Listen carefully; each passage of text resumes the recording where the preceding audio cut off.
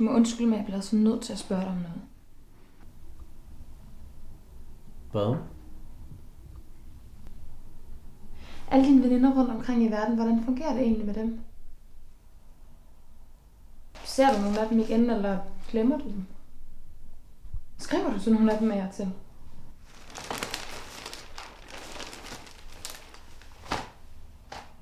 Hvad mener du? Jeg vil gerne kende din fremgangsmåde, så jeg ikke ødelægger noget.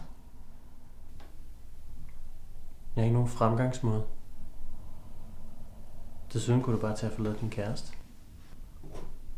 Skulle jeg rejse væk med en, der vil have alle, men ikke har brug for nogen? Hvad skulle være meningen med det? Jeg har hele tiden været ærlig over for dig. Ja, fuldstændig. Det har du. Du er uafhængig af alt og alle, og det er åbenbart umuligt at lave om på.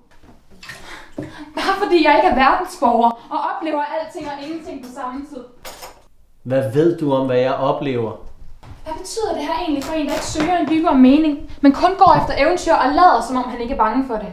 Hold nu op. Når du igen er rejst, så skal jeg sidde her resten af livet og tænke på, hvad det var, der skete for mig. Hvis der overhovedet skete noget.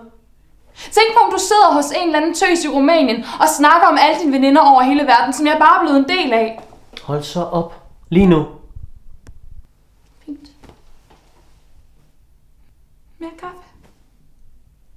Eller skal vi bare knæppe på gulvet den sidste gang? Jeg vil ikke undskylde for, hvem jeg er. Jeg føler, at jeg har gjort noget forkert. Nej, for du vil slet ikke føle noget. For du har taget rollen som tilskuer, elsker og eneboer, når du har lyst til det. Du er sådan en hykler. Jeg vil ikke være afhængig af nogen.